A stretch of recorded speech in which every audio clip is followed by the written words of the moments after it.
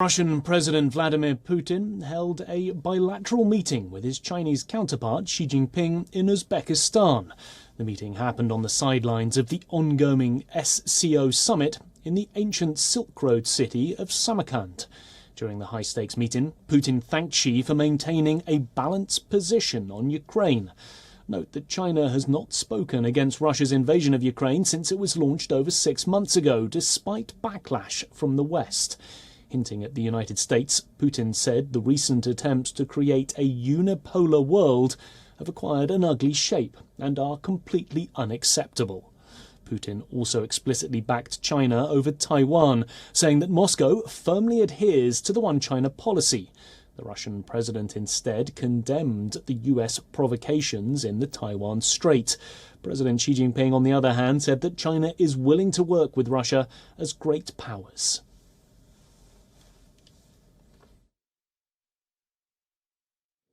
历史这段时间，我们克服新冠肺炎疫情影响，多次通话，很高兴再次同你会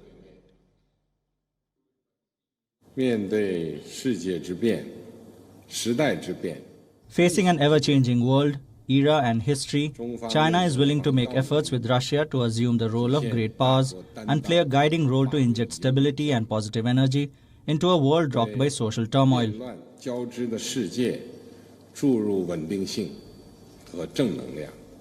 Well, this is the second time that the two leaders have met this year. Their last meeting took place in Beijing in late January, on the sidelines of the Olympics, where Xi announced a no-limits Russia-China friendship.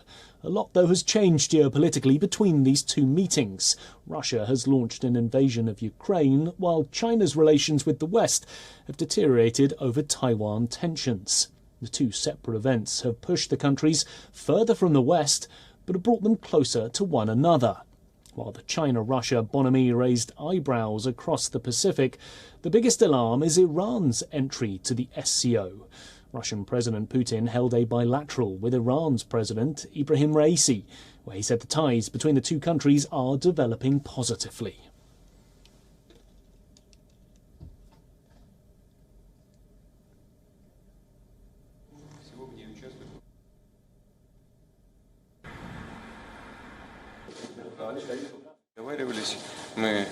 Relations between Russia and Iran are developing in all the vectors that have been formed in many previous years.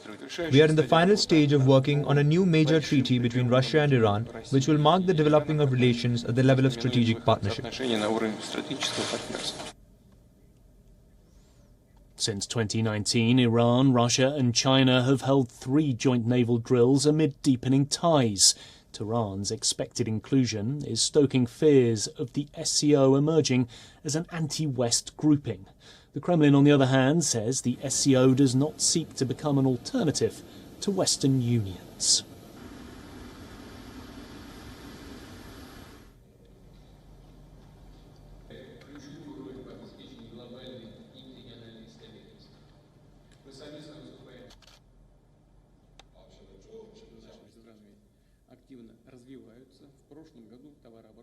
WION's principal diplomatic correspondent, Siddhant Sibbal, is joining us live from Samarkand.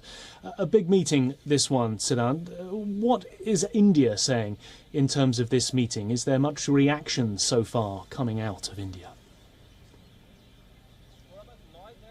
Well, as of now, there is no reaction by India, and I do not think that there will be a reaction from India over a meeting between the Russian President Vladimir Putin and the Chinese President Xi Jinping. But of course, everyone is closely watching the outcomes of the meeting. We saw that when it comes to the meetings, the Russian President made all the right noises. He reaffirmed One China policy. He condemned or scolded the US when it comes to the Taiwan Strait crisis. But of course, this time the bonhomie, relatively many would say, was not that much as compared to the visit of the Russian President Vladimir Putin to Beijing in February.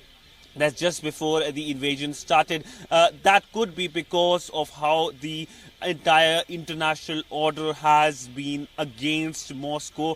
Of course, it is led by a West, and the West, of course, is keen on isolation and, of course, sanctioning Russian President Vladimir Putin. But for the Russian President Vladimir Putin, Samarkand is an occasion to tell to the West that he has friends. He's going to meet a lot of leaders. Today he has number of bilaterals.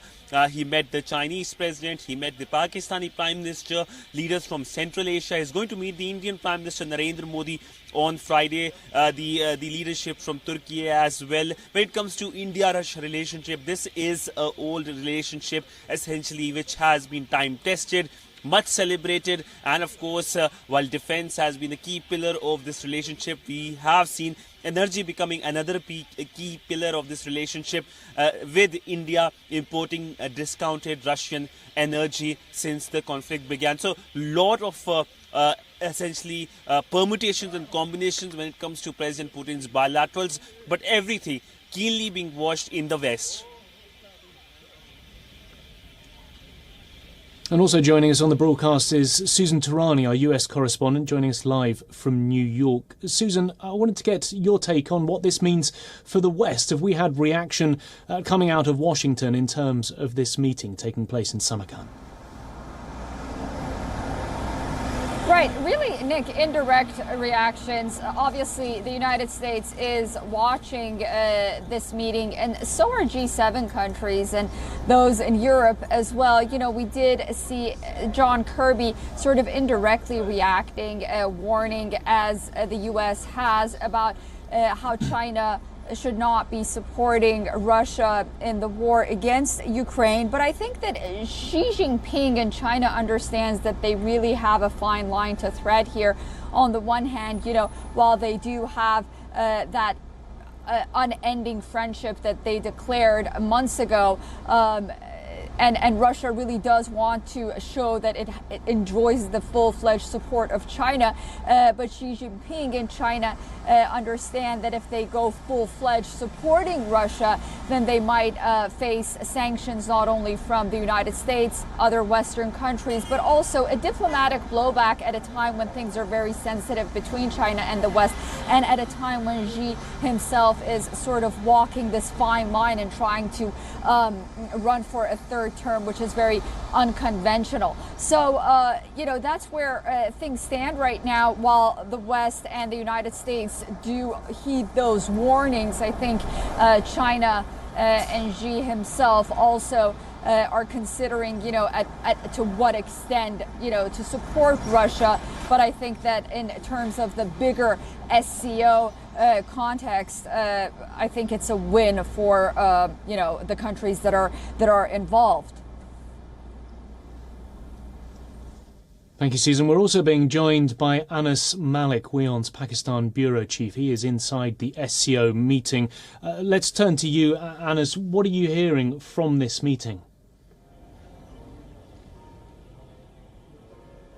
Well, what we know that the stage is all set for Uzbekistan to host this SCO meeting here in the Congress Hall where I am right now as we speak. And tomorrow there is a packed day. We see that the day starts off with the arrival of the leaders, then there's a family photo, and then the SCO formally kicks off. On the agenda is cooperation, precisely with regards to trade.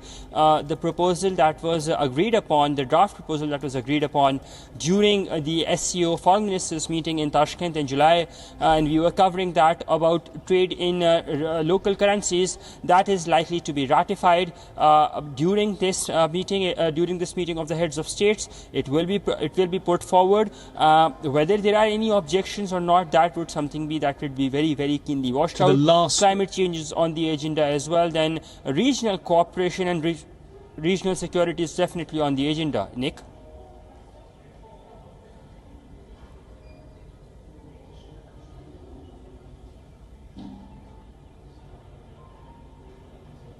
Joining us, that was Anas Malik, WION's bureau chief, joining us live from Samarkand there at the SCO meeting.